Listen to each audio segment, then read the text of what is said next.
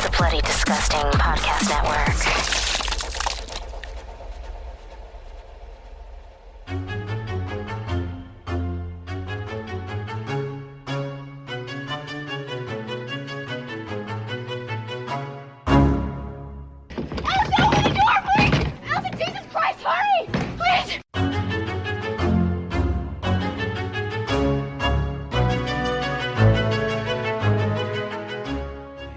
Welcome back to Horror Queers. We're talking Cenobites, we're talking fourth franchise films that go to space, and we're talking Alan Smithee.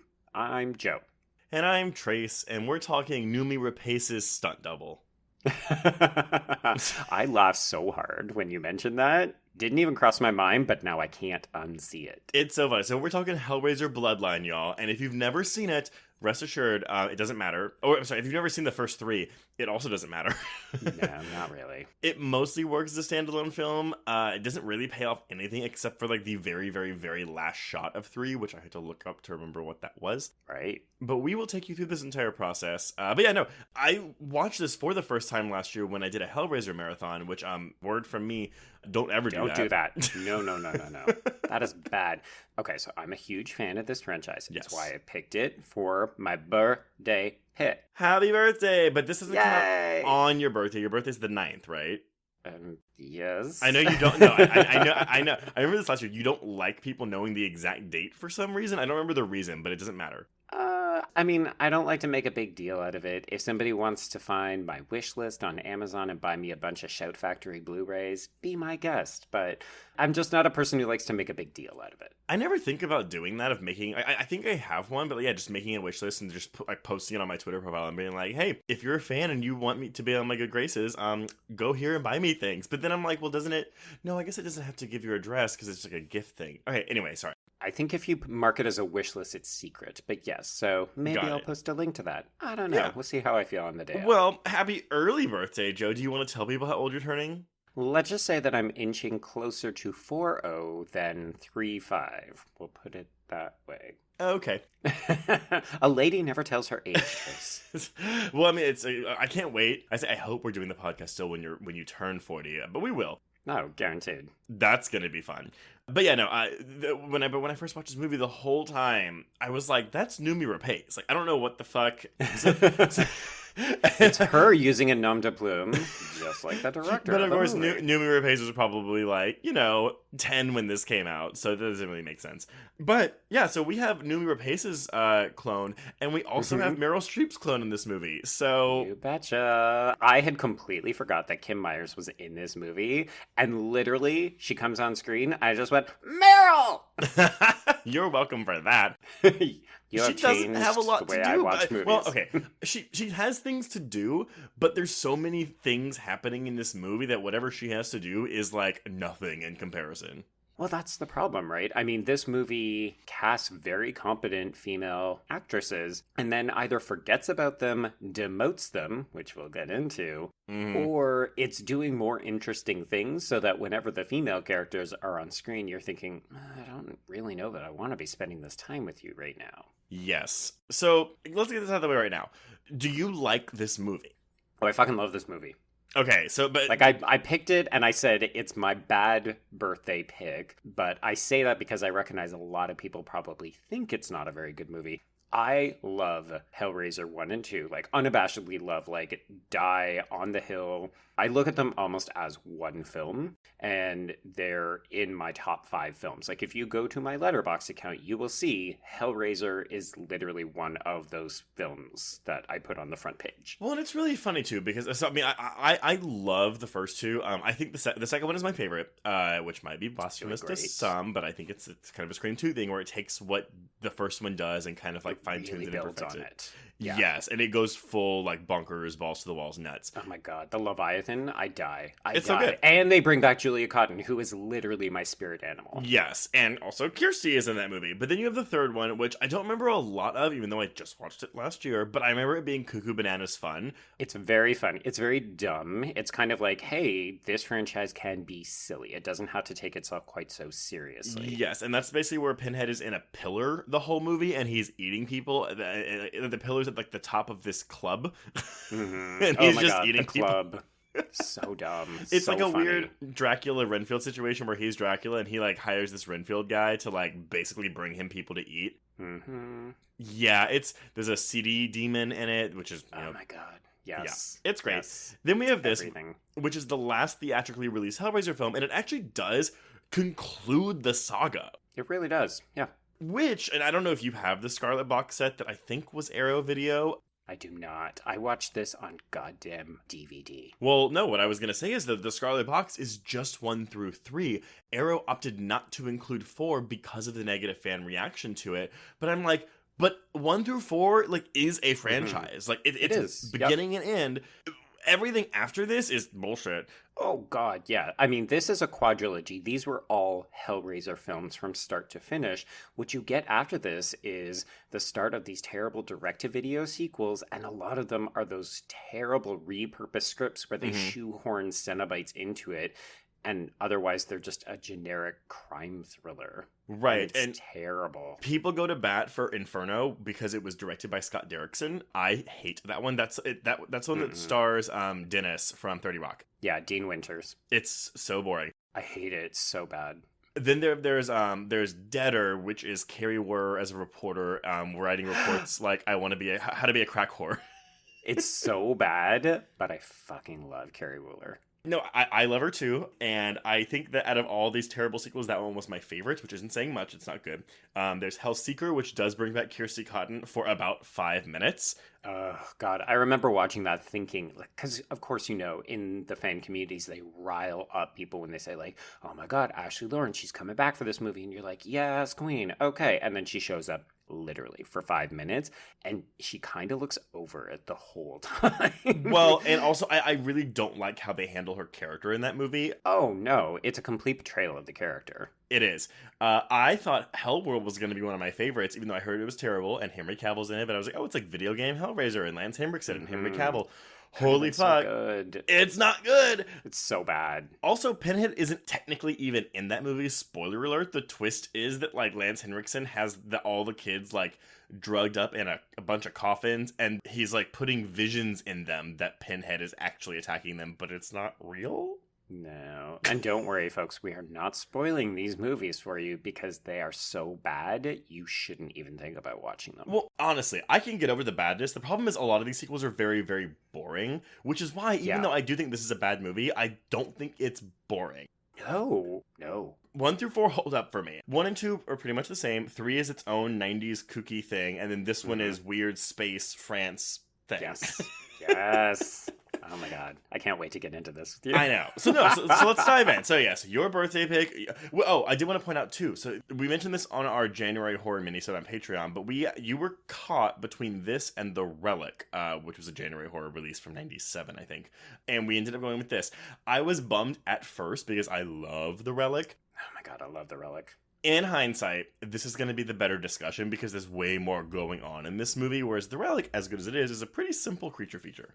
It really is, yeah. If people have not seen The Relic, I highly, highly encourage you to seek it out. It's legit super fun. It's one of those films that my sister and I watched about 1 billion times on, well, I guess back in the day, video cassette. But yeah, if you haven't seen that one, it's a great little gem of a creature feature. The special effects are fantastic. But I do agree with you. I think Bloodline is going to give us a lot to talk about. Although I don't know exactly what, because I don't know all of the complicated production history. And you asked me not to look it up. So I've just been waiting all week for you to tell me. I thought that if you didn't know going into it, there might be a better discussion. So we've never done this before, listeners. Normally we both know it all going in and we just kind of like play along as we go through the production. Joe is going in blind with this, which is surprising considering how much of a Hellraiser head he is. I'm also going to practice talking slower because usually I always think that the production stuff, for me, it's not boring, but for some listeners, it might be boring. So I try to rush through it to like get to the meat and potatoes of the film. I'm not going to do that this time because there's a lot of shit going on in the production of this movie. There is a lot, yeah. It's not that I don't know it. I don't remember the very specific details, but I mean, if you know what Alan Smithee is, then you know that there's something that's gone wrong. And we'll talk about what or who Alan Smithee is in a little bit. Yeah. So yes, Hellraiser Bloodline is Hellraiser 4, the last theatrically released Hellraiser film. It came out March 8th, 1996, and was released by Miramax Pictures. I don't know if it was Dimension Films yet. I think it is because if I remember correctly, when I was watching, I saw the Dimension logo come I should have up. paid attention to that, but I don't remember if it was. It might have just been when they released it on video, though. That's also possible. We are looking at a runtime of 85 minutes, which, listeners, it's about 78 minutes and 14 seconds, because the opening credits are a full 2 minutes, and the end credits are about 4 minutes long. So hey, there's a lot of special effects for that space stuff. Oh my god. Oh my god. Oh, come on. They're actually kind of revolutionary for 1996. It's just when you look at them now, you're like, oh, God. Well, there's some fun workarounds with the practical effects, especially like the space dogs. Like a lot of the space dog stuff is just POV running around. And then when they're standing still, that's when you actually get to look at them, because they just sit there and go, rawr, and that's it. So... Yes, this movie did not do well. We're looking at a budget of $4 million, though. So it opened in the number 5 slot with $4.5 million. So even though it didn't make a lot of money, it made its budget back opening weekend. Mm-hmm. I think it made more than 3, if I'm not mistaken. It made about the same amount. 1 and 2 made about $12 million, and I think 3 also made $9 million, because this ended up making $9.3 million. Which, I mean, like mid-90s horror. We have talked about this before. If people want a recap of where 90s horror was at, go back and listen to our Demon Night episode. Or Scream. Or Scream, yeah. No, I think because Scream, I go through an entire, like, this is what was coming out in the mid-90s. I think I listened to this movie, actually. Yes, you did. But yes, Demon Night as well. So no one liked this movie. We're looking at a 31% on Rotten Tomatoes with an average score of 3.67 out of 10, but that is only based on 13 reviews. Yeah, way harsh, Ty. Yeah, People wanted to not like this movie. Like, when you read the reviews, people are just so dismissive. They don't give it any credit for trying something new. Well, it really frustrates me. This is a franchise, though, that if you're not a horror nut, like, general audiences don't like this franchise. It's a bit too intense for them. Yeah, it's too up its own ass, and I appreciate that. It's part of the reason it appeals to me. But, and also, we're kind of bearing the lead. Even though this wasn't directed by Clive Barker or written by Clive Barker, the basic premise was conceived by Clive Barker, who, of course, is a very, very, very famous gay horror master. Mm-hmm. I think he still executive produces it, and after this one wrapped, he was like, cool. I'm done. We're good. And then as soon as it made even an iota of money, they were like, okay, let's keep going. And he said, peace out. Yeah, it's whatever. He made a good choice, as we discussed with the rest of these sequels. Oh, yeah. Audience score of 37% with an average score of 5.76 out of 10. Metacritic, we're looking at a 21 out of 100, but, and this is my favorite thing, a user score of 73 out of 100. Yes. Only based on 9 reviews. So the 9 of you who helped give it a good score, good job. Come on, people. Let's get on there. Let's do retroactive reviews of this bitch, and let's pump that score up. So, okay, we're going to go through the production of this before we talk about the plot. And I'm very interested to know your thoughts. So, okay. The initial premise of the film, with the basic, like, hey, this is what we're going to do with the third movie. It was just that there was a shape-changing structure that was used to trap Pinhead, which does happen in this movie. Mm-hmm. But that was inspired by the ending of Hellraiser 3, which I mentioned this earlier. The last shot of Hellraiser 3 is basically the skyscraper that is the setting for a third of this film is constructed and looks like the box, which I don't think was named the Le Marchand configuration until this movie. I'm not sure if it's retroactive, but I've heard it referred to as the Lament configuration, and then it seems like they changed that to Le Marchand in this one. Yes, but this is why. So basically, Barker suggested a 3-part film set in different time periods, which again does happen. But screenwriter Peter Atkins added the Le Marchand storyline himself. Like, that was his creation. So I don't think, I could be wrong because I'm not a nut on this franchise, I don't think Le Marchand was even mentioned in 1, 2, or 3. No, I don't believe so. And if we are wrong, as always, feel free to connect with us and let us know. It does say, though, that he added that storyline, which goes back to Barker's novella, which I have read, and they might refer to it as the Le Marchand configuration in his novella, which is only like 100 pages. It's really short, but that might be the idea behind it.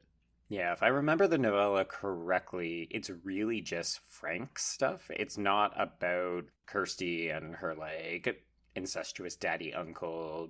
Yeah, I mean, I read it probably 10 years ago. We're not going to talk about that too much because I don't want to get things wrong and have people combat us for it. But yeah, if you haven't read it... And to be honest, I hope one day that we actually do the other, at least 3 Hellraisers at some point. Oh my god, all 3 of them?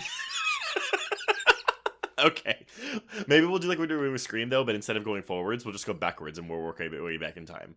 Ooh, that could be interesting. Or right? I figure, well, we'll talk about it. We'll talk about it off the air. Yeah. But yeah, Peter Atkins was no stranger to this franchise. He had previously written Hellraiser 2 and co-written Hellraiser 3. Okay. So he and Barker pitched this entire concept to Miramax, and they greenlit it without requesting an outline. Okay. So, red flag. Part 1. Yes. Part 2. Joe Chappelle was the studio's first choice to direct the film. In case you don't know who that is, he is the director of Halloween 6. I have to which one is it? Like, The Curse of Michael Myers, which also famously had a troubled production. Oh my god. All of these franchises, have any of them had an easy run? It seems like the answer is no. No, I don't think so at all. I think every major franchise has had at least an issue one way or another with at least one entry. But here's the kicker. So Joe Chappelle agreed to direct Halloween 6 on the understanding that he would be allowed to direct this film because he was more interested in doing Hellraiser 4 than he was Halloween 6, which, you know what? I get it. This is way more interesting than doing, I'm sorry, people know I'm not the biggest Halloween fan, but like, if you get to do Pinhead in space versus generic Michael Myers stalking what's-her-face, that girl that you keep telling me I would enjoy watching. Well, it's Danielle Harris, but and that character is in Halloween 6, but she gets, well, depending on which version you watch, she gets killed in the opening scene of Halloween 6 or halfway through the film in the producer's cut, but she's not played by Danielle Harris. Oh, right. Oh, and you know what? I should take that back because I have not seen that film in many, many years. And I know that that is like the interesting film to a lot of people because it has that stupid Cult of Thorns stuff going on. Yes. I watched the producer's cut for the first time because we just did a Halloween marathon back in October. So it's fine. It's not. Oh, okay. It's neither yay nor nay, just meh. I mean, honestly, like 4 and 5 really dropped in quality for me on a rewatch. I know people love 4. I was not impressed with it when I watched it again. And like this movie, Halloween 6 at least does stuff that's ambitious, whereas 4 and 5 don't. That's what I want for my franchise entries. Like, if you're gonna swing big. You may fuck it up, but maybe you get something interesting. Yeah, so coming back to Chappelle, though, so after the fucked up production that was Halloween 6, he then declined to direct this movie. Because he felt burned out after the troublesome production, which makes sense. Fair, yeah. But we're not done with Mr. Chappelle yet. Okay. But before we come back to him, Stuart Gordon, famed gore master Stuart Gordon, known for his low-budget horror films, was approached to direct, but he backed out after having artistic disagreements. Okay. Yeah, that's that. So, we now come to special effects technician Kevin Yagher. Yeah, so Kevin Yagher honestly hasn't directed a lot, but he's done tons of special effects for such films like Nightmare on Elm Street 3 and 4, the original Child's Play, the 1989 Phantom of the Opera with Robert Englund, The Dentist, Sleepy Hollow, and the 2004 Lemony Snicket movie. Didn't he do Freddy 2 as well? It is possible. I think you are correct. I had a very short space to list off all of those films, and he has done a lot of special effects. I just bring it up because I remember how much we talked about the special effects in Freddy 2. Yeah, no, I mean, and that totally makes sense. Yeah. So they hired this guy, but only because, and this makes sense because fucking Miramax, and it's important to note, Miramax, again, to mention, it's the Weinsteins. Their names were not mentioned in any of the research that I came across. So it's a lot of times it's like, oh, the studio did this or the executives did this. I'm fairly certain they're referring to Bob Weinstein, who was the head of Dimension at the time. But I don't know that for a fact. Those brothers got their fat little fingers all over these franchises. Right? But anyway, so he was hired after his cost-saving work on episodes he did for Tales from the Crypt with Joe Silver. Oh, that's a reason to hire somebody. This dude saved us money. Exactly. Jesus. So there's a book called The Hellraiser Films and Their Legacy, which is written by author Paul Kane. It's on my wish list. It's Yes. on my Amazon wish list.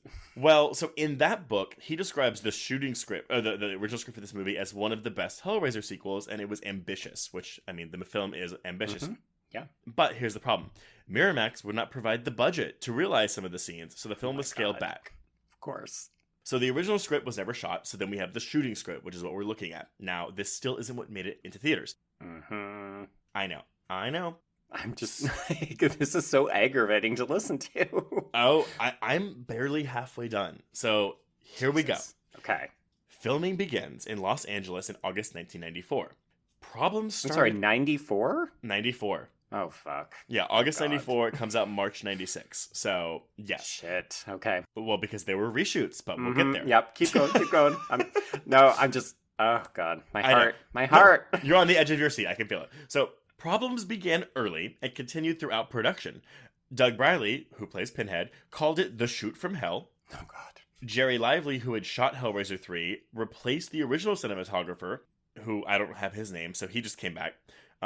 The assistant director was called away on an emergency. Several people suffered from illnesses, and Doug Bradley said the art department and camera crew were all dismissed within the first week of production. God. I know. But here's the fun part. Despite all these fucked up problems, the film was still completed on time and within its $4 million budget. Nice. Okay. Yeah. So all good to go. This is fine. Here we go. We're on track. We're ready. Yes. So the initial cut of the film was shown to quote-unquote studio executives in early 1995, and it was 110 minutes. That is an hour and 50 minutes. And we have a movie that was delivered at 85 minutes with credits, and again, 78 minutes without credits. Basically 25 minutes was eventually cut out, but here we go. So this cut contained much more graphic imagery, plot, and I love this. It also explained everything that happened in the film.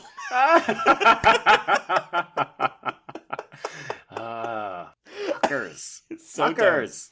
So, okay. But also, the problem was Pinhead didn't appear until the 40-minute mark. Now, I would argue in the cut we got, he also doesn't appear until the 40-minute mark, minus the one shot of him on security camera footage in the opening space station scene. Correct. Yep. So, because this is Angelique's film. Yeah, it is. Which, female lead villain of your horror film, that scares the studio. So here we go. Miramax's reaction was negative, and they demanded that Pinhead receive a more prominent role and appear earlier in the film. Atkins said they knew about the script, but possibly panicked when they saw the reality. So that, in and of itself, is just really like they knew what this was going to be. Yeah, they're fucking idiots. And then, I feel like they didn't actually read the script. That has to be what it is. They greenlit it without even a spec script. So, of course, they didn't read the shooting script. Come on. Yes. So, Miramax's demands required rewrites. Yagher, the director, who was coming off of a difficult shoot already, declined to direct the new scenes and left the production, citing a lack of time and energy. He wasn't necessarily opposed to their changes, supposedly. He was just like, I'm tired, fuck off. Yeah, and he basically said he didn't want to see the film slowly morph into a different product after spending so much effort on it, which is understandable. Totally fair, yeah. Yeah. So, we're in the home stretch now. Atkins wrote 3 new scenes, and when he became unavailable, Barker recommended Rand Ravitch, and I may be butchering that name, who had previously worked on the slasher sequel Candyman Farewell to the Flesh. Okay. And he rejiggered some stuff, and I will go into the changes in a bit. So, then Joe Chappelle, the original requested director for this film, was then brought in to finish doing all these reshoots. He's like, guys, I went on a vacation to the Bahamas. I had a great time. I'm feeling super relaxed. I'm ready to get back to work. Oh, fuck, you want me to do reshoots on Hellraiser Bloodline? Oh, God. Well, and this is the weird thing. The reshoots happen in April and May of 1995. So Halloween, Curse of Michael Myers actually hasn't come out yet. That will come out in September of 95. Okay. So we go through 2 months of reshoots from the rewrites of the narrative, which include using the space stuff as a framing device. Because apparently, originally, this film was told in chronological order. Which I find intriguing. I can't really envision this in a different way without the framing device. Like, I actually kind of think it works. You know, our editor, Brad Miska, tweeted... Oh, also, weird fucking fact, and Joe, you know this, but so I posted a picture of just the title credit of directed by Alan Smithee, thinking that I was being sneaky. I had like 50 people guess what movie I was watching just based on that alone. And Brad Meskin was one of them. But yeah, the way he describes it is kind of cool, though, because it's like, okay, imagine watching this movie. You get the France stuff, you get the present day stuff, and then the space stuff is introduced in the third act as kind of a twist. I kind of think that's cool. I agree, but I also... Okay, so I can't remember the marketing for this film, but I'm willing to bet that they would not have been able to resist including space footage in those trailers. Yeah, that's true. I think that just would have been too big a secret to try to sit on. Mm-hmm. I mean, don't forget, this is also the same year that Leprechaun went into space in his own Part 4, so... Oh my god, that was very hot. Well, and that was straight to DVD, though. This was going to theaters. This was an important film. Theaters, yes.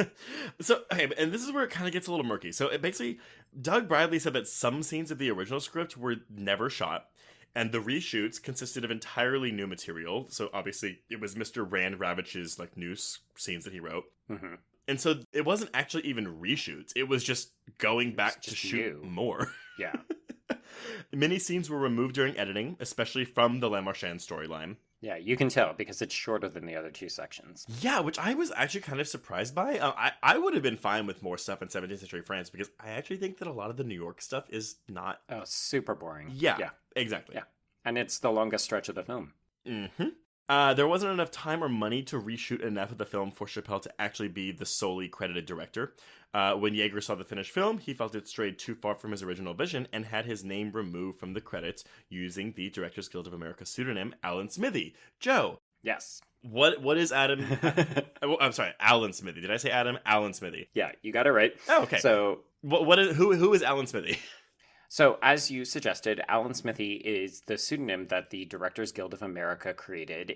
It originated in the year 1968, and a lot of people see it as the moniker that a film is really bad. But in reality, what it actually means is that a film production has gone awry and the director doesn't feel that it reflects their art anymore. So originally, the Directors Guild of America wouldn't let directors use a pseudonym because they worried that producers would more or less threaten or bully directors into using pseudonyms, and they didn't want them to have that on their CV. So basically, there was this one really bad film, 1968. It was a difficult shoot. Yeah, what was the film? It was created for the movie Death of a Gunfighter, which was released in 1969, and it was tension on the set. The lead director more or less booted the director off the set, even though he had directed most of the film, brought in somebody that he preferred, and then there was a clash in terms of whose directorial voice was actually reflected in the final product. And the result ended up being that they said, okay, it doesn't actually reflect either of these two directors, and neither one of them really wanted to take credit for it. So as a result, the Directors Guild of America created this nom de plume. Originally, it was Al Smith, and then Al Smithee, and then it eventually became Alan Smithee. And the funny thing is that it's known to a lot of people now, but at the time, for many, many years, people thought that Alan Smithee was a real person and that he was having this sort of illustrious 30-year career.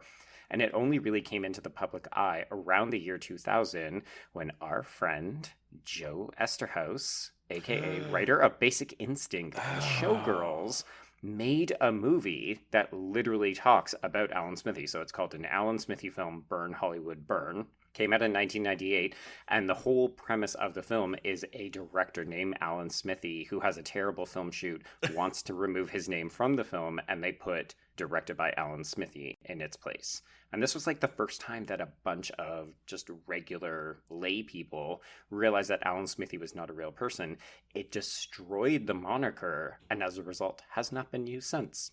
Got it. Well, because I looked up like the list of Alan Smithee films. Honestly, most of them I hadn't heard of, which I guess maybe is why people knew that this is what I was watching when I posted that picture.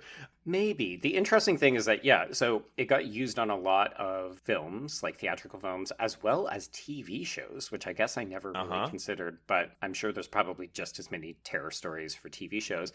It's been used on really high-profile films when they get re-edited for viewing on planes.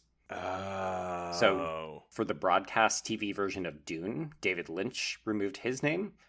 For the Guardian, why. No, people were kept thinking I was watching. That was the other guess. It was either this or Dune that people were guessing I was watching. And y'all, I am never watching Dune. I'm sorry. Oh, you're going to watch that new one when it comes out this year. Yeah, but isn't that Denis Villeneuve? It is, yes. Okay, I'm fine with that, yeah. I'll watch that. But I will never watch the original Dune. He's fucking Denis. He's French. Oh. The edited for television version of Heat and Rudy and Meet Joe Black and The Insider, like with directors like Michael Mann.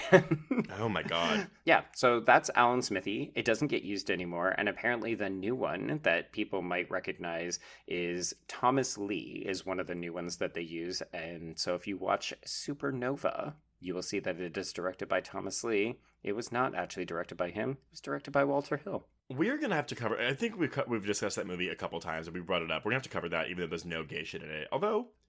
Thirst Trap, Peter Facinelli. Also, Robin Tunney rocking an awesome lesbian haircut. Oh, yes, yes. I'm down to cover that movie, yeah. I saw it in theaters with my dad, but it was weird. It was PG-13 when it was in theaters, and then it ended up, like, it's R on home video. So... Oh, really? I don't know if they added extra stuff, or if it was re-rated, or... Reshot for gore. Yeah, I don't know, but... I will say that out of all the Alan Smithee films that were listed, which and none of these were the TV versions, or the plain versions, it was like actual. Oh, like these were like releases Alan Smithee. Mm-hmm. It was Rick Rosenthal's The Birds 2: Land's End. Didn't even know it was a real film. So, Rick Rosenthal, if y'all don't know, he is the director of Halloween 2 and Halloween Resurrection. But it was a Showtime made-for-TV movie in 1994 that Tippi Hedren does guest star in, but not as her character from The Birds. Oh, interesting. Okay. I've always wanted to see it, but by all accounts, it is terrible. And by Rick Rosenthal's Alan Smithee credit, that would probably back that up. Something went wrong. So, okay, before we go into the plot, I'll go ahead and mention the major changes in the film. Yeah, I was debating if I wanted to do it like as we went along, but I'm just going to do it now. So if you've never seen the film and you're just listening to us talk about this may mean nothing to you. So major changes. Yes, the original screenplay featured a linear timeline, more special effects, violent confrontations between Pinhead and Angelique, and I am mad that we don't have those things. Oh. The new scenes and reshoots changed several characters' relationships, gave the film a happy ending. I don't know what the original ending was. Oh, I bet you Merchant died. Maybe. Introduced Pinhead earlier, which again, the one fucking shot of him in a security camera. And cut 25 minutes out. Boo. Which, I mean, granted though, do I need a 110-minute Hellraiser film? No. I think 100 minutes. If I can get a Blu-ray from maybe Vinegar Syndrome that has both copies on it, because the other thing that you haven't mentioned is that when you started talking about this, Brad Henderson from Vinegar Syndrome, the guy who does their acquisitions, he confessed that he has the 112-minute version, and he posted screenshots, and I wanted to kill myself. I know. I was like, and granted, our editor also said the same thing, and so I'm wondering if they're buddies, and he actually did get it, but he did not make any comments about his plans to release that footage. No, he absolutely was like, no, Vinegar Syndrome has no plans to do this, and I still want to kill myself. But that's what I'm saying, though. Like Arrow didn't put it in the Scarlet Box because fan reception was so bad, but given what we've just spent 30 minutes talking about, like, this is prime for a horror, like a good Blu-ray release, you know? Oh, yeah. Guess what, bitches? This has surpassed Cursed as the film that I most want to see all that deleted motherfucking footage, because now I know it's out there, and I know that people have it. It's not hidden in some vault. Yeah. Okay, so moving on to these other changes. Pinhead was inserted into the opening of the film, which was changed so that the 22nd century Paul Merchant narrates his ancestor's story and a happy ending was added. I just said that, but I guess the narration of him telling Rimmer, which we'll get to that in a bit, there's your queer content. I guess that just wasn't the case, obviously, because the space stuff was at the end. In the shooting script, Pinhead had a violently antagonistic relationship with Angelique. This was softened during editing and pickups, and a hinted sexual attraction between them was introduced. Which is weird. Pinhead doesn't have a sexual attraction to anyone. It's weird, because it's like that studio thing where it's like, oh, like, you know, or we just saw Little Women. Oh, the female lead has to get married by the end. But then you have these two, like, BDSM hell villains, and it's like, oh, let's give them a little bit of romance, too. Mm-hmm. Yeah, demons need a little something on the side. It's like, yeah, they do. It's called from putting hooks into people's skin and pulling. It's so bizarre. There is some good hook usage in this movie, I will say. I like it. So they were basically, I think the whole concept of the film, though, was basically to be them fighting over hell. And it's kind of hinted at in this movie, but it's not really, like, dealt with. Angelique represented an older, more chaotic version of hell that favors drawn-out temptation. And Pinhead represented an ascetic, results-based order that takes over and, of course, relies on torture and pain. That's awesome. Yeah. And we don't get that. Not really. In the France 17th century stuff, the Duc de Lille, who I think is meant to be like the Marquis de Sade. Yeah. He had a larger part, but some of his scenes, when his part was cut, because in case y'all don't know, he is killed one scene after his introduction. A bunch of his stuff was given to Jacques, played by Adam Scott, who we have not mentioned yet. And Angelique's origin was also changed. So yes, Adam Scott had a smarter role, but of course was rewritten and expanded when Angelique's origin changed as well. Is there a character named Genevieve in this movie? Yeah, that's Le Marchand's wife. Oh, okay. Well, the last change is, in the script, Genevieve is also depicted as more suspicious of her husband, who she suspects to be having an affair, to mirror the affair storyline from the first film. Right, and also I think to complement the fact that it's going to happen again in the present day, aka 96 scenes. Yes, exactly. Yeah. Okay, so that was long. Let's go into this fucking movie. Okay. So, aboard the space station Minos in the year 2127, Dr. Paul Merchant, Bruce Ramsey, playing one of three roles, awakens... I like him. I like him in this movie. I think he's fine. I like him in this part. I like him okay in the first part, and I don't care for him in the middle part. Well, that's why he gets violently killed in the middle part. Spoiler alert. Yeah, spoiler alert for a film you've hopefully already watched. He awakens a robot, and using a So 1996 It Hurts VR glove, he manipulates the Lament configuration, or I guess I can call it the Le Marchand configuration. I guess. It seems weird. Just call it the gold box. Right. I think that's the only time I refer to it that way. I do like that they actually show him making this thing. Yes. I remember being like, wait, so it's just wood with fucking gold plating on it, which did not make sense to me. Oh, yeah. It looks like he went to the Michaels and bought like a little bit of gold lame and just put it on a box. That's exactly what it is. I always thought it was full metal, but this movie retcons that. Yeah. If you want to buy versions of it online, you can get it in both metal and wood. The metal one is several $100s. Oh, I was going to say, get the metal one, but that sounds terrible. Yeah, exactly. So, as armed soldiers from a recently docked ship advance, the Doctor solves the puzzle, and the robot explodes, revealing the figure of Pinhead, Doug Bradley. Da, da, da. Yay! And we get this really brief moment where Dr. Merchant taunts Pinhead, and he talks about revenge, but it's really cut off abruptly, and Pinhead just disappears, and then the Doctor gets arrested. I mean, that's just the editing for this movie. Oh, also, I forgot to point out, this movie has 3 editors. Okay. But wait. But here's the funny thing. Main editor is Randy Bricker, who edited Halloween 6. Oh, well, look at that shit. That's not a coincidence. Yeah, that's not a coincidence. Bride of Chucky, Texas Chainsaw 3D, and Cult of Chucky. But then here's my funny one. Rod Dean also edited this movie, and he directed not only Devil's Due, which is one of our January horror films that we discussed, but All About Steve, the Sandra Bullock movie. God.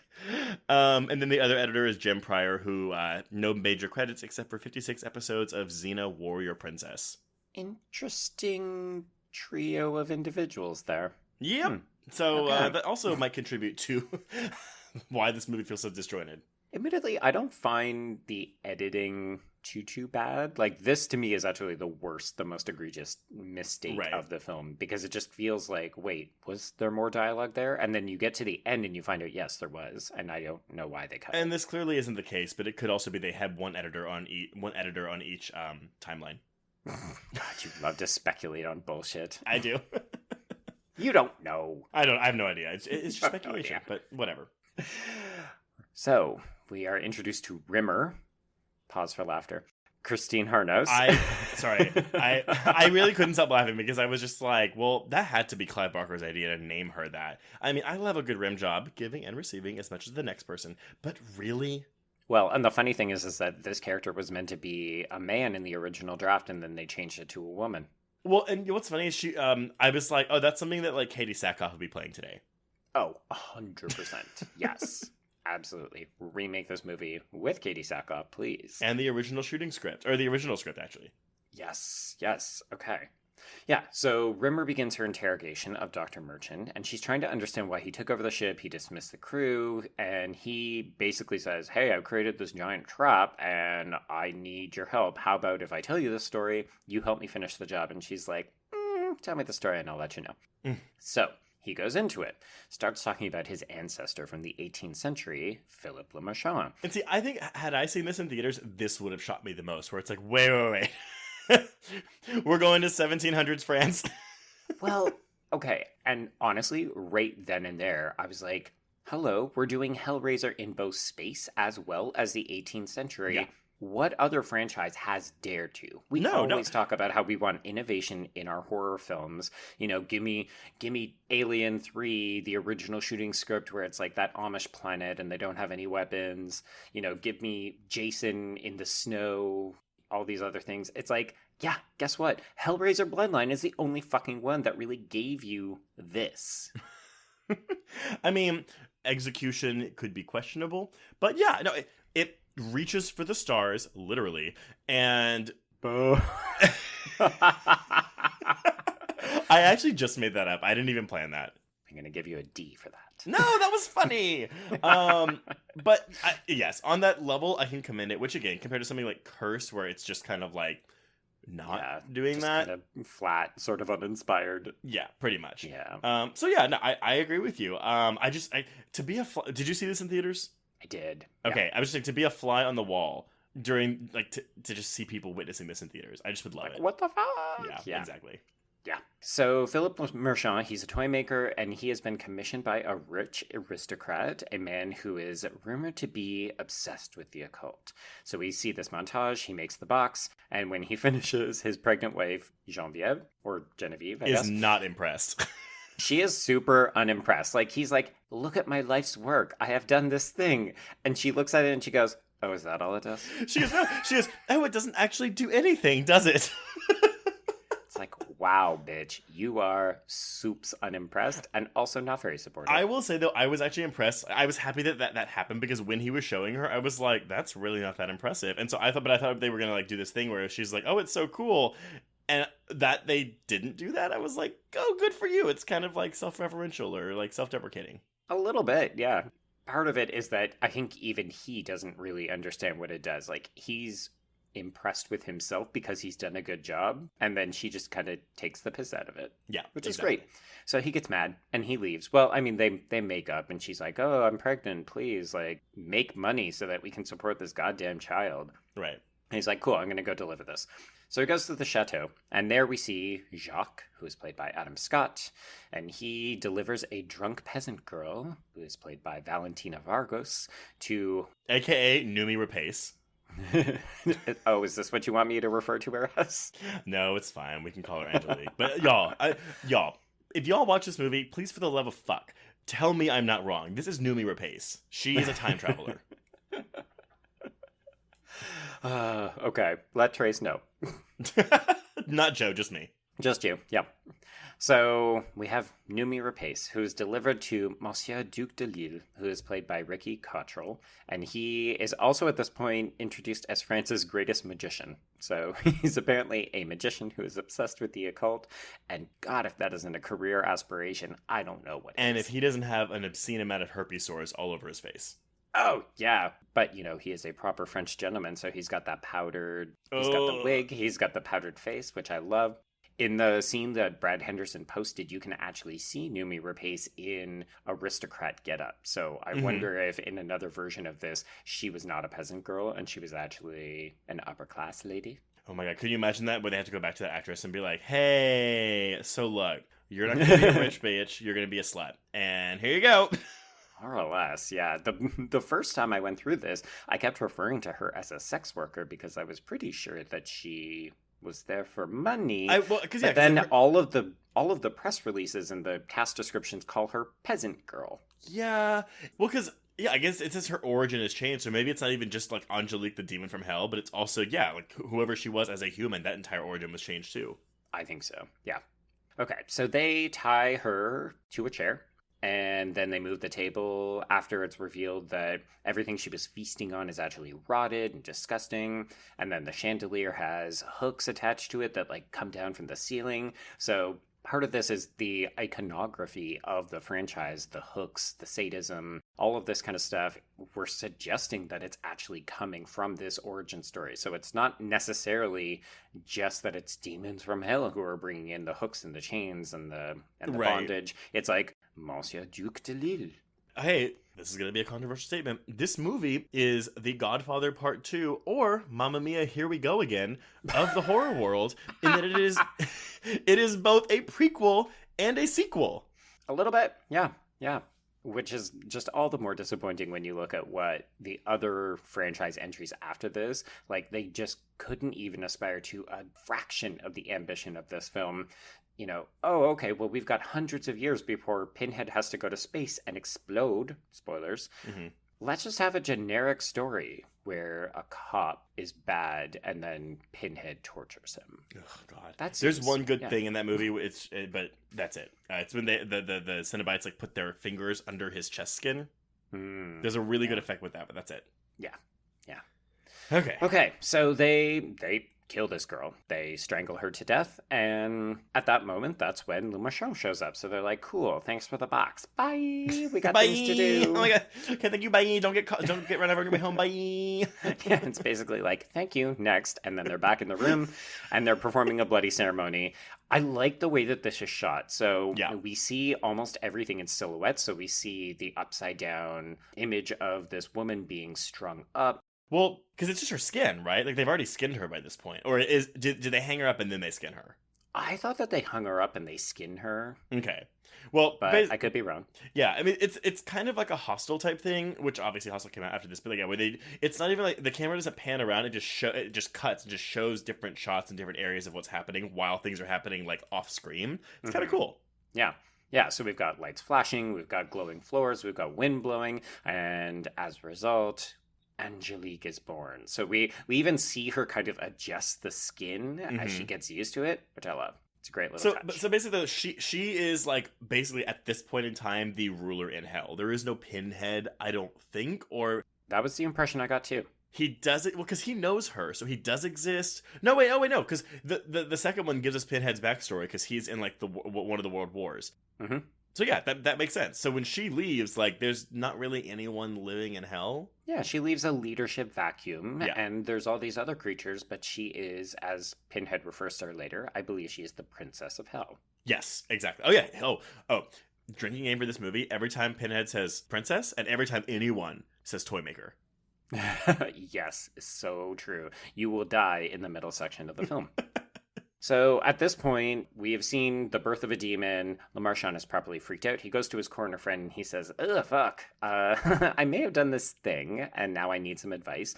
And this fat bloke is basically like, well, you know what? You're kind of responsible for this, so you should figure shit out. You have the capacity to build something new that can close the door to hell, but also you should get that fucking box back. So that's what he does. Philip breaks into Delille's mansion and he discovers the old man. You're meant to think he's dead. Jump scare. He's not. Then he dies. Whatever. The main thing is that you see Jacques and Angelique porking. So they've obviously plotted to overthrow this old man. Yeah, and this is because when Delille is like his body's discovered, he has like the wire around his face, which is used in the second one with Dr. Chenard. Dr. Chenard. Chenard, yeah. Yeah, this movie does a really good job of calling back a lot of the Cenobite and the visual iconography. A lot of the imagery, which again, apparently there was more of, but we don't have it here. You're just trying to make me sad on my birthday. On your birthday, right now. My birthday. It's your fault, you picked it. Fuck you.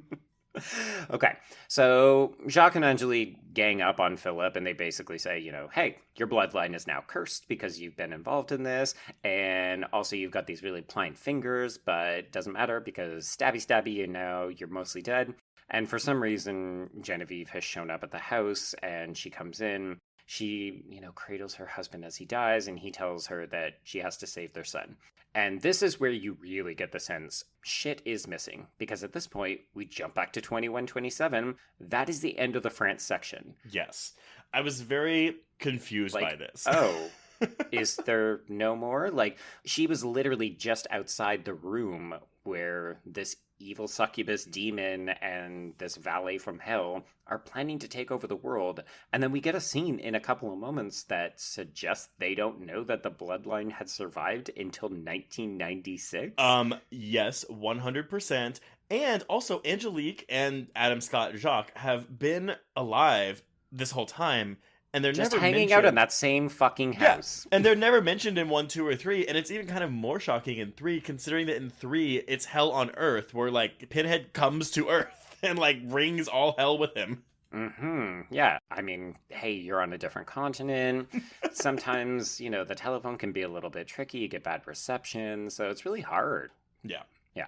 But there were no news stories, like, you know, when 3 happened and that they caught it in Paris. Like, oh, nope. No. The French don't care about the Americans. Come on. So there's like a little brief bit more between Dr. Merchant and Rimmer in 2126. Rimmer. Basically, all you need to know is that it's like, oh, the blood remembers. So let's cut to 1996, aka present day. We are now with American John Merchant, who is still played by Ramsey. And he is the Jesse Walsh of this film. He wakes up screaming from a nightmare, and he's got a worried wife whose name is Bobby, and she's played by Kim Myers, a.k.a. Meryl. Also, their kid, I was like, who is that kid? He's so familiar. He plays the Danny Torrance in the Steven Weber miniseries of The Shining. He sure does. That face is... punchable? It's punchable. It could stop a truck. It's so memorable. Like, it's a very distinctive face, to the point where I had the same reaction. I had to immediately look him up and be like, oh, right, okay, that. And then you realize he's never appeared in anything else. He's done nothing else of note. Nope, nothing at crazy. all. Probably because people like us were saying he had a punchable face back then. God, we are terrible. We're bad. But we do love to talk about punching children. Okay, here's another clue that something was cut out of the earlier sections, because when Meryl wakes up John Merchant, they have this conversation at breakfast where she talks about how his grandmother did all that weird shit to him, like she made him think that he was important. You're thinking, this is weird. This is a drop storyline. If you look at the cast list on IMDb, you'll see that there's a grandmother character who is uncredited. Oh my god. Mm-hmm. All right, well. So, more scenes that were cut. Jesus. So John rationalizes all of this by saying he's got fear and anxiety because he's going to win an award. At this point, we learn that he's a big-time architect. His face is on the cover of a magazine. He's due to win this award in a couple days. Developed the building that was introduced at the end of Hellraiser 3. Correct, yes. Because I think at the end of Hellraiser 3, the box falls into, like, a pit of wet concrete where it's being built. And so that's basically what leads this to become, like, shaped like the box. Okay. And of course, as we see later, Angelique punches the wall in the basement and pulls out the box. Yeah, it has been a hot minute since I've seen part 3, so I did not remember any of that. Yeah, no, that's definitely... I mean, it's like the last 60 seconds of the movie, so... Oh, yeah. These films love to end on a, like, oop, the box has fallen into this person's hands. In this case, in this building's infrastructure. Mm-hmm. Okay, so let's hop back over to France. We've got a bunch of split diopter shots, which were like, wow, bougie filmmaking in my Hellraiser movie. That's how you know you're working with an auteur. Yeah, well, it made me wonder, like, okay, so who's filming this piece? To be honest, this part is maybe a reshoot, I think. Well, no, because it's with Jacques' increased role in the screen film. time. Yeah, so it's Angelique and Jacques. They're still hanging out. She looks modern and still super sexy. And he looks like the lead singer in a soft rock cover band. I wrote his fucking hair in all caps, periods, like it awful. Is nuts. And I don't even know if I can blame 1996 for this, because it's really bad. No. It's a bad wig. And also, this is the end of Jacques, because, so it's, he gets an increased role in this version of the film. Mm-hmm. But, like, he has maybe 3 scenes. So I'm wondering also there's more with him. Also, I didn't know this, apparently Adam Scott, because he was just happy to get the role in this film, he went back and auditioned for the 5th one, hoping that the people doing the auditions wouldn't recognize him and cast him in the film. Man. Oh, Adam Scott. No. He didn't get cast, and he doesn't know if they recognize him, but he says they must have because they didn't cast me. I mean, girl, that's maybe not the only reason, but sure. Yeah, let's go with that. But he also he's joined the ranks of like Paul Rudds that don't age. Oh yeah. Yeah, he still looks really good. Yeah, he does.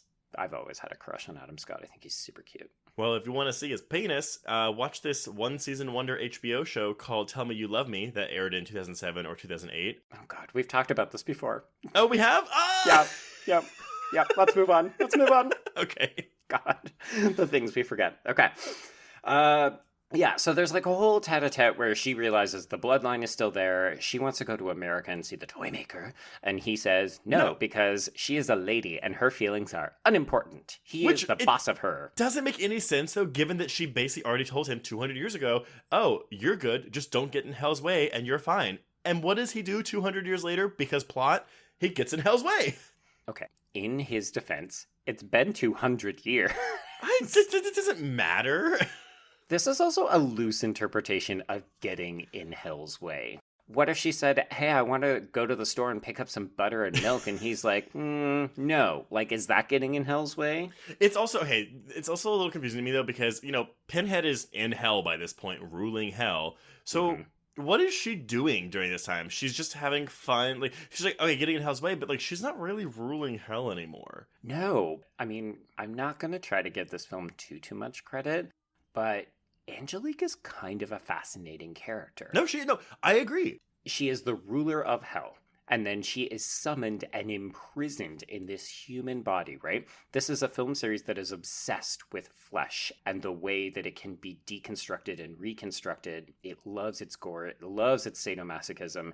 So to have this female character, who, by the way, is very Julia Cotton, yes, a.k.a. the villain from the first and second film, And it gives her this meaty part where she is a super powerful female who is then trapped in this shitty, thankless life by this douchebag bro. Like, could it be more relevant to our current existence? It's, God, I just think that's Miramax, Bob Weinstein, thinking America isn't going to go for this because it's a woman villain and they want Pinhead. It's like the Freddy thing, you know? Like, imagine if Freddy Krueger was introduced 40 minutes into one of his films and it was a female dream villain for the first half of it.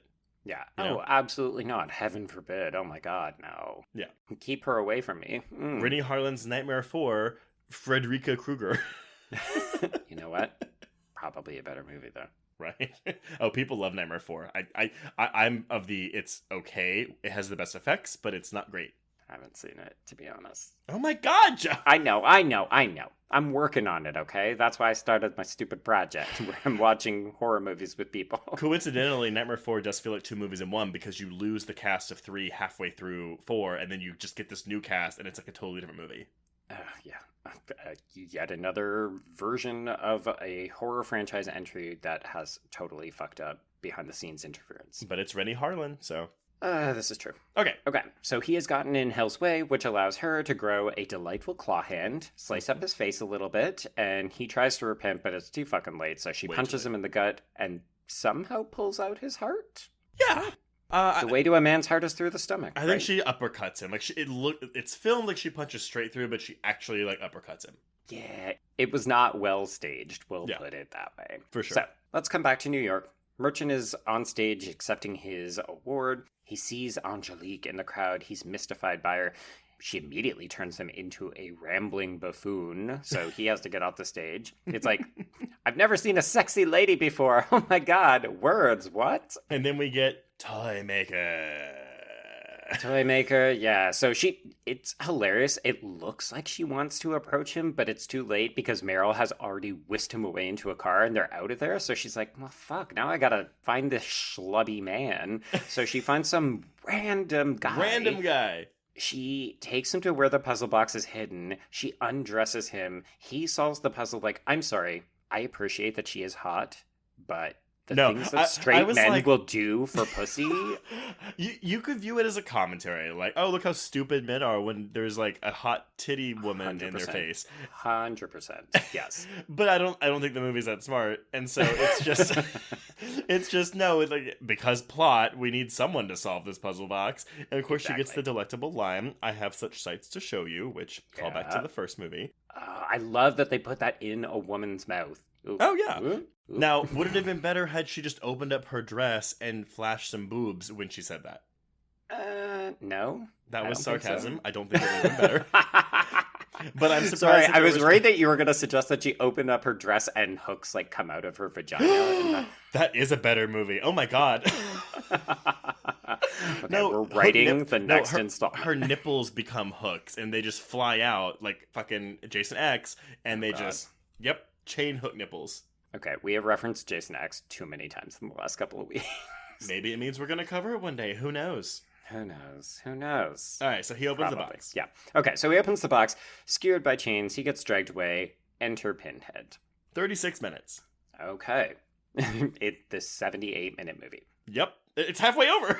It's halfway over. Yay! So Pinhead comes out. He greets Angelique. They clearly know each other. I love it. She's basically in the dark, and she just kind of struts her shit out like, "Hey, what's up?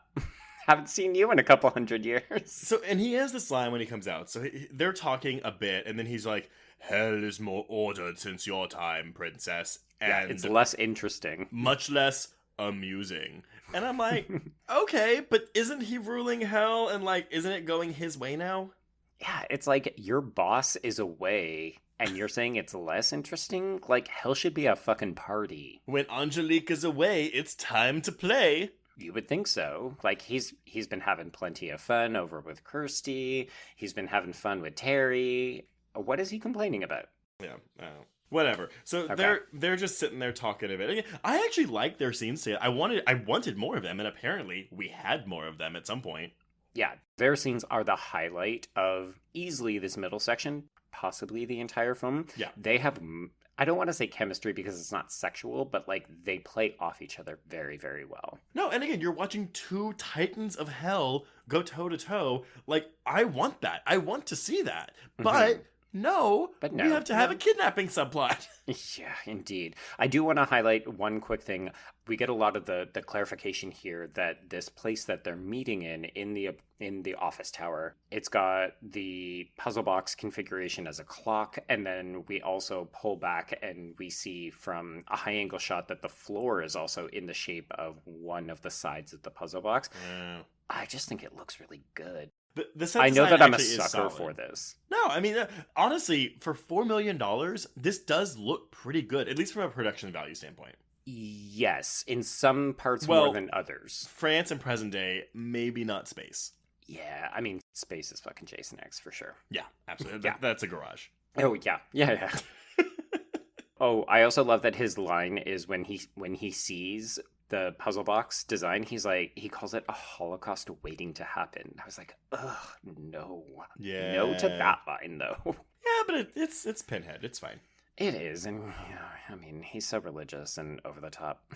So the next day, Angelique makes her move. She goes into Merchant's office. She's attracted to the design. So he's actually got the drawing that his ancestor Le Marchand drew, which is the design that will close the gate to hell or open it permanently. Yes, which is called the Elysium configuration. Thank you. I meant to take note of that, and I did not write it down. I don't know if they actually say it, but the Wikipedia plot summary for this movie definitely says that.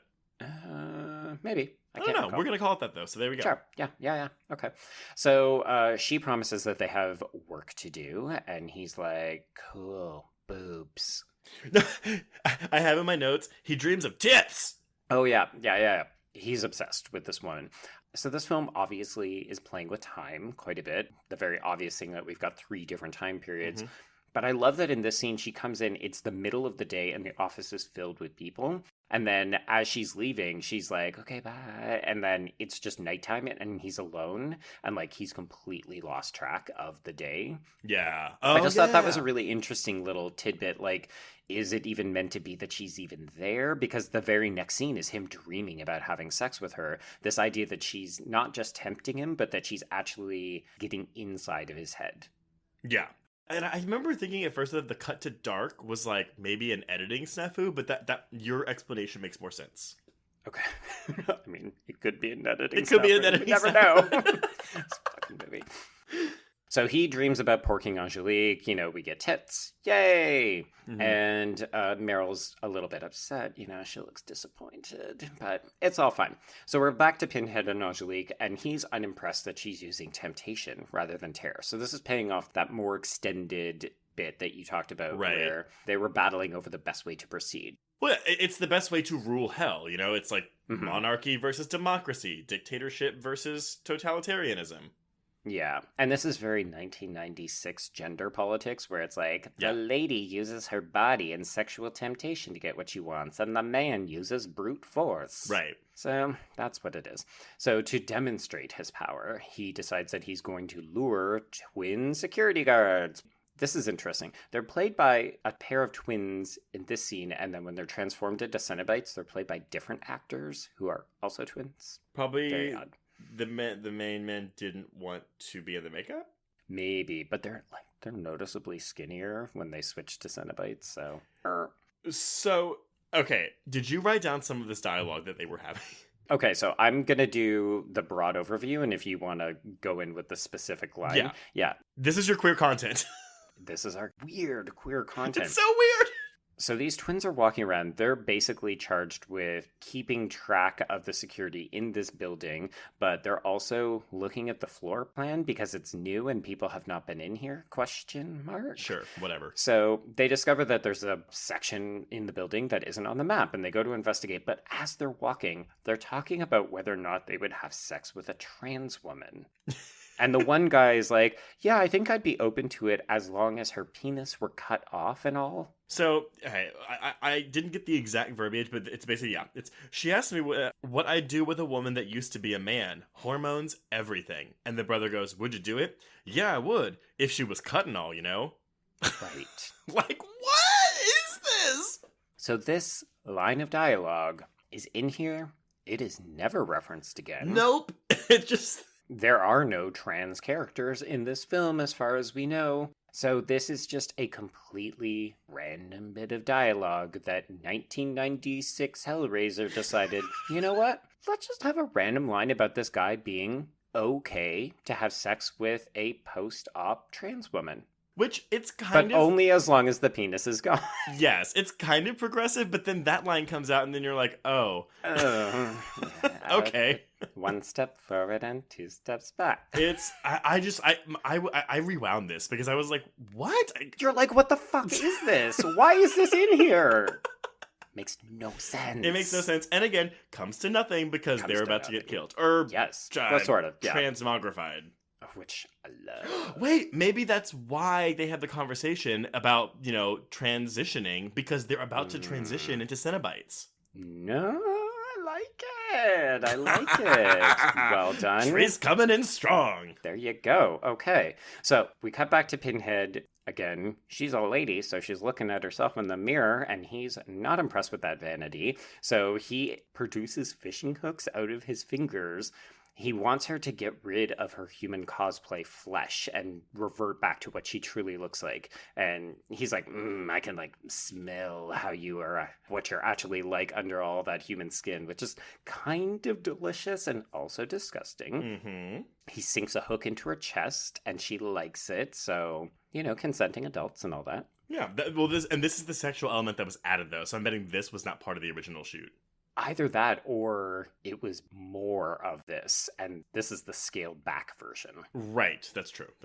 Either or, we'll never know. Yeah. At this point, the twins find them, but they're talking about how they always want to stick together, and Pinhead can hear what they're thinking, so he gets very incensed when he hears them talking about pain, so he sermonizes at them a little bit, and then they are elaborately fused together in an extended sequence wherein half-masks are fused to their faces, drills go into their cheeks, and then their skin is stretched over a rolling pin device. Yeah, I love this. It is definitely an extended sequence. It's shot really well.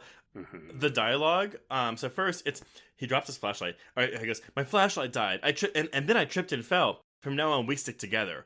Always together. That's exact lines. But then when they see Pinhead, he's got pins in his head. Oh my God. I hated that line so much. We talked about this in Scream 2, where Gail locks herself in the AV soundproof room and she doesn't have a lock and she just goes, fuck, because she doesn't need to say, there's no lock. Yeah. And yet here we are. There's pins. He's got pins in his head. Like, yes, we also have eyes. Thank you. I also do love, though, in the banter between Angelique and Pinhead, where he just goes, temptation is pointless, princess. Suffering is the coin of the realm. I just love the word it. Realm. Like, it's so fancy. Right? Because, I mean, if you think about it, they are in a different realm. Yeah. I guess I got ahead, though, because this is when he's like, I'm going to go kidnap this kid. Yeah, so he decides, okay, so if you're not going to do temptation, you got to make people suffer. What better way to do it than with a child? So he goes after Jack. So we see Meryl doing laundry in the basement because, you know, a lady's work is never done. I was so confused, though, because she hears the kids scream from the laundry room in the basement. You know, she's got that mother's hearing. You can just hear your child in pain, suffering. Yeah, so we have the... Oh, God. This is one of those things where I'm like, so we had 112 minutes. You trimmed it down to 78. And of the 78, you felt it was necessary to give us this scene, this long scene of her in the laundry room. She hears the cry. She has to run down the hallway. You know, she can't find Jack. His Lego Connects thing has been destroyed. She finds him at the bottom of the stairs. And she's like, Jack! I do like the reveal where she's looking over the banister and you see the kid, but he's holding Pinhead's hand, but Pinhead is like hidden off screen. Mm-hmm. She's like, Jack, come to me. And he's like, I can't. He won't let me. And then the camera pans and you see this kid holding Pinhead's hand. And I was like, you know what? That's kind of creepy. I like that. It is. Like, okay. So it'd be scary enough to see some random dude in your house. Can you imagine a 6 foot, probably 3-4 man, bald, pins, white face, dressed in a full leather outfit? Her reaction is not normal because she just goes, oh God. Yeah. Meryl, come on. But they kind of have a little conversation, which is kind of cool. And then boom, kid's gone. Yeah, kid's gone. So at this point, they are being kept in the office tower by Pinhead's Hellhound, which is this film's version of Chatterer, who is the Cenobite who bites Chatters all his the teeth. time. Yeah. And I guess we lose the female Cenobite because of Angelique. Okay, so is Angelique meant to be representative of this other woman? Because when you see her in the space version at the end, she is fashioned almost exactly the same as what the female Cenobite looks like in part 2. Right, but her scalp is removed, which is different. Mm-hmm.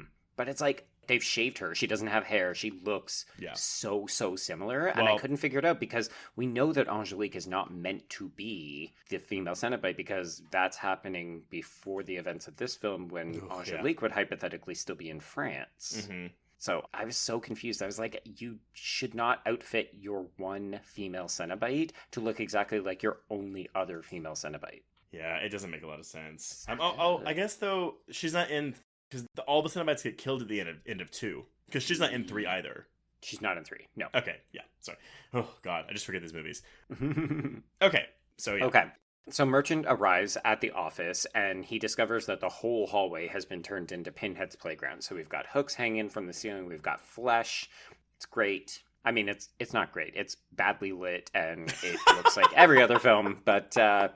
you know, it's kind of fun because, like, again, what would you do if you showed up at work and just saw, oh, wow, okay, this looks like the dark room at the gay club, only with a little bit more flesh and not as many nubile bodies. So he comes across Pinhead, and of course, Pinhead is like, all right, time to finish up with your destiny. And Merchant's like, no. We also get a good backlash from Pinhead here when Merchant goes, for God's sake, do I look like someone who cares what God thinks? Love it. I love it. I love it. I love it. It's pretty funny how Pinhead is just having none of anybody's throwaway lines in this movie. Like, do not reference pain. Do not reference God, because I will just throw that shit back in your face. Exactly. It's, I mean, Pinhead is actually really good in this movie. They give him a lot to do, which I appreciate. Yeah. Despite only being in half the movie. Yeah, true. So Merchant takes off with his family. This is my favorite line in the film. He goes, I've got a plan. We're going to split up. I didn't even catch that. And of course, Meryl is like, what? Oh my god. So they put Jack into the elevator by himself. Meryl takes the stairs, and then Merchant just goes back to face down Pinhead. So we cut briefly between all three storylines. So we see the elevator plummeting, making it look like Jack is going to die when that thing hits the bottom, which is kind of fun. Meryl has to face off against the Chatterer dog, and she has a brief thing where she runs down the hall. She shuts the door. She has to solve the puzzle before it bites her, and she sends it back to hell. So she starts to figure out, okay, this is how we're going to fight back. Right, and I think I was kind of zoning out during this part because I kind of remember all this happening, but then I don't remember all this happening. So honestly, it happens a little bit too quickly. Uh-huh. And the problem with the Meryl stuff is that it's not really compelling. So as interesting as the design on the Chatter dog, it actually reminded me a bit of the Ginger Snaps werewolf. Yes, I agree with that. It's a proper practical effect. It's actually a man in a suit. It's played by the guy who did Chatterer. That explains why also we don't get shots of these things actually running around. It's all POV shots. Oh, yeah. And with a $4 million budget, you ain't got money to make that dog look good. No, we just get face shots and the shot later when it explodes. Yeah, correct. So, Meryl has dealt with the dog. She has sent it back to hell. At this point, Merchant has run away, and he tries to find Jack, and he discovers that Angelique has him. So she tells him to use his console, which I guess is 1996 speak for computer. I was going to say it's a computer. I mean, she's been in France. She probably hasn't had a lot of technology. Yeah, we'll go with that. Well, no, this is 1996, so they're using Sidney Prescott's silent 911 caller. Yeah, exactly. Yeah.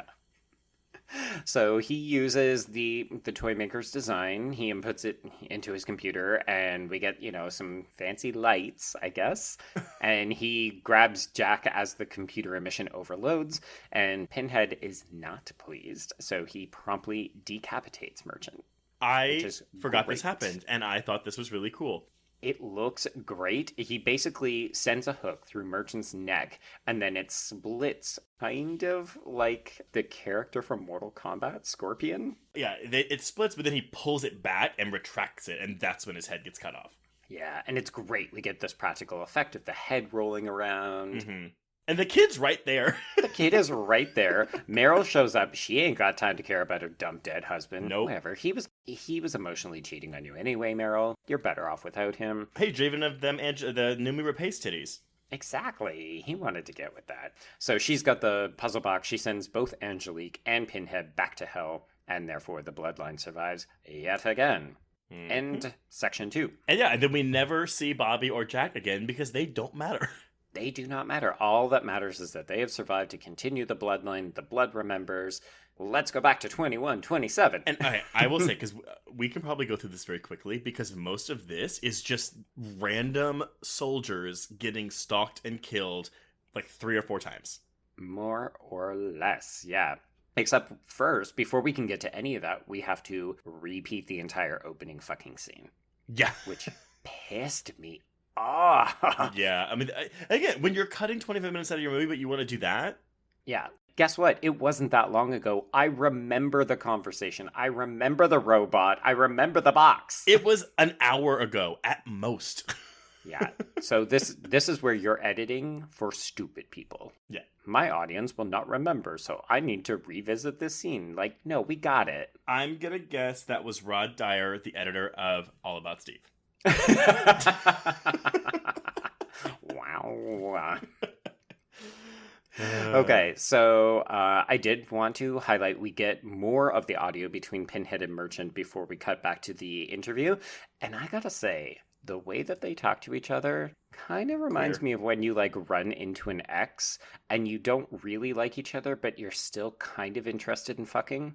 Yeah, well, okay, I'm so confused by the time here because I wrote in my notes, I was like, it's taken Pinhead 400 fucking years to get his toy maker from 17th century France to this 2127. I was like, did no one know this? But I guess maybe we're to believe that, yeah, they've been playing lovers back and forth for the past 200 years. A little bit. Well, I think part of the problem is that Pinhead can only come when called.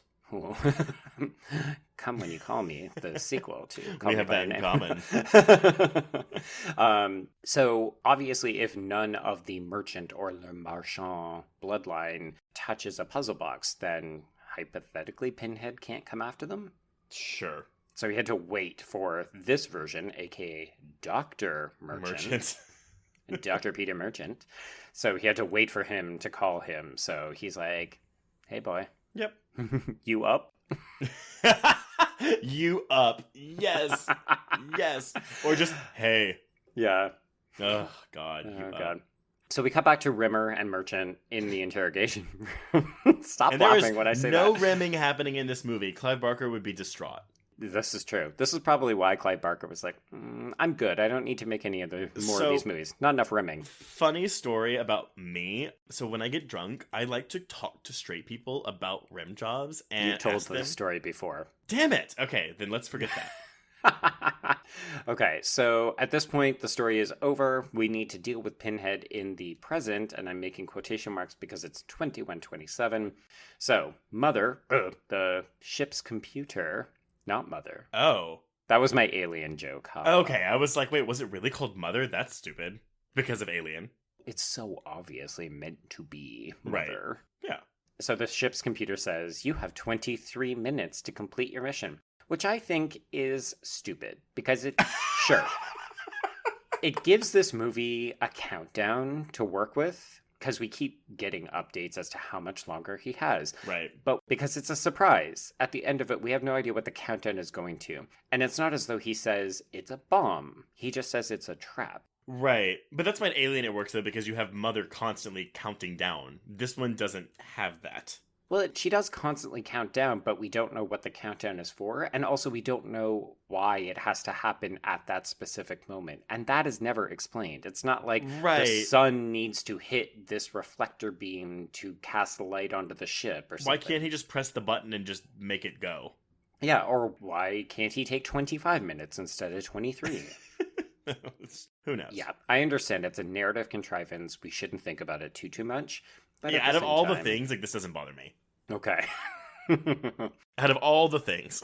Of all the things. So this movie then turns into Jason X. As you suggested, we've got a bunch of stupid grunts. They unleash and are killed by Pinhead and the other Cenobites. And it's like 10 minutes of this. It is, and we barely know any of these characters' names. Nope. But I do want to highlight, so we've got the conjoined twins are back. They are played by a filmmaker, Michael Polish, and his actor, twin brother, Mark. They have made a couple of indie dramas, including a film that some people know from the festival circuit called Twin Falls, Idaho. Okay. No idea why they're in this movie. You can't actually ever tell that it's them because they're under heavy prosthetics. I can only assume that they knew someone tied to the production. Probably. I mean, it's incestuous. Yeah, it's a little incestuous in many ways. Yeah. And we've also got Angelique, and she's sporting this brainy new look where we can, see her brain. And they each get one cool death. I do like the Siamese twin death because they like separate with some really bad CGI. And then they like come in on one guy and like basically absorb him and then reconnect. Yes. In my notes, I refer to it as a threesome for the ages. Okay. It's kind of sexy, right? Like, Yeah. It's this film's version of a twin-cesty sex scene, right? Yeah, pretty much. The other one that I like is the blonde-haired guy who apparently is named Chamberlain. And I like it because he's the only person who shoots his gun. And it, of course, shoots lasers because we are in space. Star Wars, yeah. Yeah. And they do not affect Pinhead. This is the one No, of that course then not. hides as Pinhead walks by, and then he turns, and there's a hellhound right there. Yeah. Yep. And Yeah. then, and here's the one for me. So Angelique's set piece. Mm-hmm. She goes back to her regular self in a mirror and acts like Yes. she's trapped in the mirror. And this guy walks up to it, and she basically is tempting him. So she's still using her temptation despite being under Pinhead's, rule. Pulls him into the mirror, and he basically dies like that. Yeah, how does that work? Because his hands are through the mirror and then he is decapitated. I think his head goes in first, and then Okay. I think that's what happens. But here's the thing. So Peter Atkins, while writing Hellraiser 2 and co-writing Hellraiser 3, also wrote the film Wishmaster, which I watched for the first time recently. And if anyone's seen that, you might know that Kane Hodder has a very similar death where he is trapped in a pane of glass and then shattered. Yeah. So, you know. I mean, hey, if you can get paid twice for writing the same scene once, why wouldn't you do it? That was 1997, so maybe he felt this one didn't get executed properly, so he wanted to see it done well.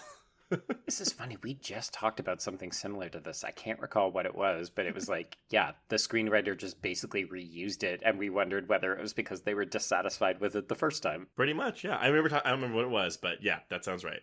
I mean, like all podcasters, we immediately forget what we've talked about the minute we finish recording. Take us home, Joe.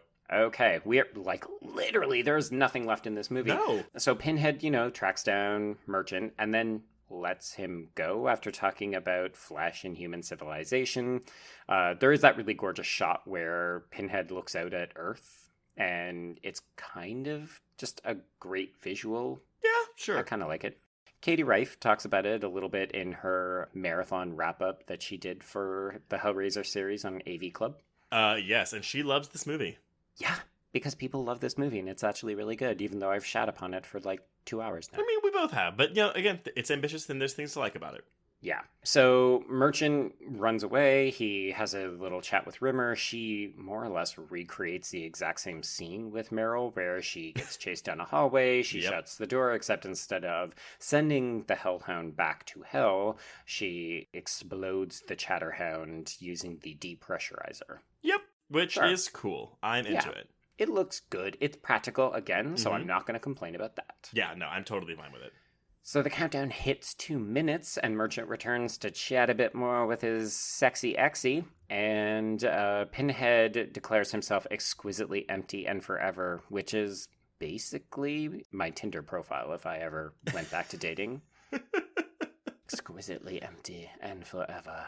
He needs him. I guess you're right. I'm buying into your queer reading then of Pinhead and Merchant. I mean, yeah. They're giving each other some fuck eyes, and even though I did earlier say that Pinhead's inherently not sexual, there's, I mean, yeah, no, that's not. I disagree with that. So, Merchant thinks otherwise, that Pinhead is not forever, because he reveals that his image is actually a hologram, and he's already on board the getaway ship with Rimmer, so they blast the ship with light, prompting it to configure itself into a giant puzzle box. So it's, a giant Elysium configuration, and we get a line, which I was like, why wasn't that the subtitle of this movie, where he goes, "Welcome to Oblivion?" And I was like, why wasn't this called Hellraiser Oblivion? Probably because Phantasm had it already, but I think that was later.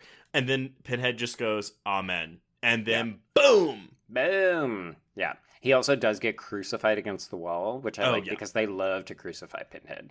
I into it. I mean, and God, I like this. It is rushed. It feels very rushed, this entire third part. I think the thing that bothers me the most is that we spent time, think about the time that we actually spent with the twins walking down that hallway, getting that elaborate death sequence. The amount of time that we had Pinhead and Angelique having their tete-a-tete, talking about their different philosophies. And then none of that gets paid off in this third act. They are just dumb minions of hell. They show up, do the work. They are punching the clock when it comes to this third section. They show up, they're like, "Oh, I guess I gotta kill this army guy." Yeah. It's really disappointing to me that the film spent so much time. And I have to think that it's these reshoots, new scenes. 100%. So, Brad Henderson, release that fucking 112-minute cut.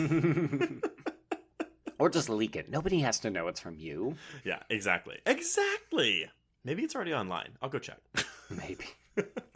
So that's basically the end of the movie. The ship then starts to cruise to Earth, and the film just ends. Pinhead is done. The Cenobites have been handled once again. The future is safe. All we have to do is get to 2127. The Cenobites are no more. Yeah, and it would be another 4 years before we get another Hellraiser film with Scott Derrickson's Hellraiser Inferno, which came out in the year 2000. It's a little bit crazy. I mean, I'm not surprised that this one, with its divisive reactions by fans, the fact that it didn't make a ton of money, For me, the appeal of Hellraiser as a franchise, I don't want to say it's my favorite franchise, but I love the Hellraiser films a lot. Like, Freddy is probably my favorite franchise villain, but Hellraiser as a film series, I think is doing something that none of these other franchises is doing. It's having really adult, frank conversations about the nature of sex. Obviously, religion is massive in this idea of guilt and sin and redemption. Like, it's really playing with some heavy adult themes that I'm not getting from other 90s horror films, except Candyman, which is another Clive fucking Barker property. And I'm going to make you do that again someday, Trace. Okay. But these are things that are really interesting to Clive Barker. I love the fact that we have this super fucking queer out man who has created these multiple properties that are unabashedly unafraid of addressing these really adult sexualized themes, sometimes interplay with religion, sometimes interplay with race. Not always great, but interesting. And I almost would have been happier if Bloodline had been the end of the road, because I think this is a great capper. Like, if you look at the films as a quadrilogy, it's good. I mean, granted, how you could do sequels to this, because again, now you know that Pinhead is not done until 2127. You can have sequels be the adventures of Pinhead if you go into those sequels planning that. But those movies didn't do that. Well, and to me, this film also confirms that Pinhead has never been the main attraction. And that is what I think people mistakenly construe with this franchise, and particularly what Miramax and Dimension misconstrue about this franchise. I was never that interested in Pinhead. He's great looking. I don't care about his backstory. I'm interested in the idea of the box and the worlds and the pain and the pleasure. Well, the reason that Miramax thinks that, though, is because this is a time when Freddy's dead, Jason is basically useless because Jason Goes to Hell was a flop. They had Michael Myers and he wasn't doing well. They wanted a new horror icon. They wanted a horror icon to do well, so that's why they put the emphasis on him. Oh, I know. And it is kind of fascinating because Hellraiser and Pinhead is the last. We've had this discussion about whether or not this is one of the big franchises. I think it kind of is. You're sort of iffy on the fence. But at the end of the day, this is a late entry, right? The first Hellraiser film comes out almost into the 90s. It's 87. And at this point, all the other franchises had multiple entries. So really, Pinhead and Hellraiser are late to the game. I always wonder what would have happened if Hellraiser had come out earlier and maybe hadn't been victimized by this idea that, like, we need to have Pinhead as a horror icon. Right. Or maybe it just would have been like, oh, we get a Pinhead film every fucking year. Who knows? I will say to you what director Ruben Fleischer told me when I asked him what Zombieland 2 would have looked like had the Amazon pilot gotten greenlit. Mm-hmm. That is too much of a hypothetical, and I don't want to answer that question. In the immortal words of Ruben Fleischer. I also want to correct one thing I said earlier. I did say that Dean Winters was the main guy in Hellraiser Inferno. Okay. Dean Winters actually played Kirsty Cotton's husband in Hellraiser Hellseeker. The lead detective in Inferno was actually Nicholas Turturro, famed younger brother of John Turturro. Oh, right. So if y'all were cursing me out at the beginning of this episode, I apologize, and I caught my mistake. And also, really? You're that invested? I'm just imagining Hellraiser yelling, like, no! He was in Hellseeker! That's why Inferno's so good! Do you have anything else to say? Like, do you want to elaborate more on your fascination with this interesting beast of a franchise? All I'll really say is that I appreciate the fact that Hellraiser Bloodline swung for the fences. They dared to try something different. I appreciate that a lot of people make fun of franchise entries that go into space, like, oh, that's where horror goes to die. I would argue that this film is not as bad as people made it out to be back in 96. And I think it's actually, apart from some of the shoddy, FX work and the fact that, it looks cheap in a lot of different places, this is a hugely ambitious film, and I do kind of love the fact that when you said you were watching it, a bunch of people came to its defense. So I'm happy to know that it has maybe withstood the test of time. I will tell you, I was like, Joe, no one's going to listen to this episode because it's Hellraiser fucking 4. And y'all prove me wrong. So we'll see what these download numbers look like. But I am shocked at how many people are into this movie. I honestly didn't think anyone had seen this movie before. Come through, birthday pick. So yes, I hope you had a good birthday recording. Mm-hmm. That this lived up to your expectations, I guess, of what what this would have been. I mean, it's not a movie I want to revisit every day, but yeah, to come back and rewatch it, I think it holds up in my memory. I still like it. I still really enjoy this franchise. And yeah, I mean, Hellraiser Bloodline, man, it's better than you think. That's fair. Well, I guess we're going to wrap it up. Mm-hmm. Yeah. Okay. Well, so, hey, before we announce what we're covering next week, on that note, also, ladies and gentlemen, my birthday is at the end of the month, and I will also be picking a very special, quote-unquote, bad movie. And by bad, I mean, it's not bad. It's great. I'm excited. Yeah, it's a movie Joe's never seen before. So if you're a member of the Patreon, you know what that is already. So, haha. But anyway, before we announce what we're covering next week, if you want to contact us, you can visit our Horror Queers Facebook page or join our Horror Queers Facebook group, which is just called Horror Queers Group. Tweet the show at Horror Queers or email us at horrorqueers@gmail.com. We've been getting a couple iTunes reviews lately, so please, if you haven't done that yet, please go to iTunes right now or tonight and leave us a review. We love those. It's true. If you're not going to buy me a Shout Blu-ray for my birthday, the least you could do is maybe give the show a review. Or go buy Joe that Hellraiser book by Paul Kane and get him that. That's great. Oh, that'd be lovely. If you want even more content, please visit our Patreon page at patreon.com/horrorqueers, where you can get bonus episodes on, let's see, our most recent one is on Gretel and Hansel, and we will also have, just in time for Valentine's Day, an audio commentary on Valentine for all you $10 patrons out there. Oh, dear Lord. I know. Worried. I know. Joe, what are we talking about next week for Valentine's Day on the main feed? I'm very excited. I actually haven't seen this film in a very long time. Same. So we're going back to lesbian territory, and we are going to check out some bad roommate situation by revisiting Single What Female. A love story of the ages. For the ages. Oh my God. For the ages. A little Jennifer Jason Leigh, a little Bridget Fonda. A little Steven Weber. Stoked. I'm less stoked for Steven Weber. And trigger warning, if you haven't seen this movie, a puppy does get thrown out a window, but it is off screen. Okay, good to know. Yep, it is, yeah. I've actually only seen the TV edit of this movie, so I've never seen it uncut, and I'm kind of excited. Oh, wow. Something uncut that Trace has never seen. It took me a second. It's fine.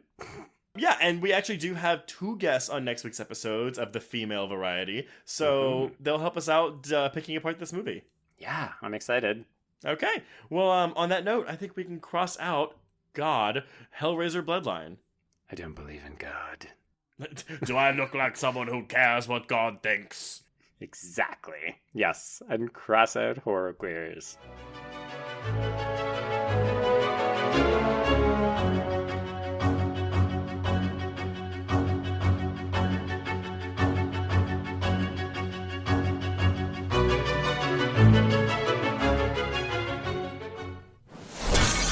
Bloody Disgusting Podcast Network, home of creepy, disturbing, and terrifying creepypastas, SCP archives, weekly full cast storytelling, horror queers, genre commentary from an LGBTQ perspective, and the Boo Crew, for horror-centric interviews. Listen free wherever you stream audio and at bloodydisgusting.com/podcasts.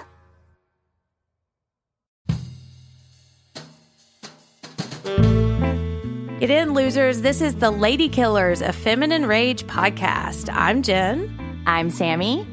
I'm Rocco. And I'm May. Our podcast is a tribute to the female-identifying killers in horror and more. Each episode will feature us, your Supreme Court of female murderers, discussing our favorite lady killers, from your Julias and Jennifers to your Carries and Christines. We'll tell her story, decide if it's good for her horror, and answer the most important question of all. Would we die for her?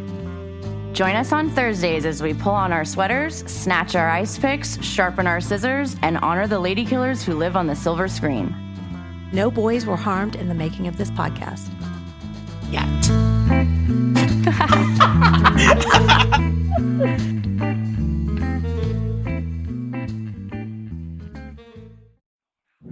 Hello, I'm Shelby Scott, the host of Scare You to Sleep, a podcast where I tell you spooky bedtime stories full of creepy sound effects and music that is soothing yet unsettling to help immerse you into a world of horror. This is a show for those of us who have realized horror can be a strange but relaxing escape from reality.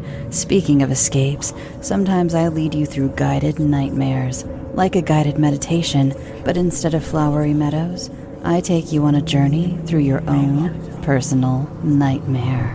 So come get lost in the terror with me.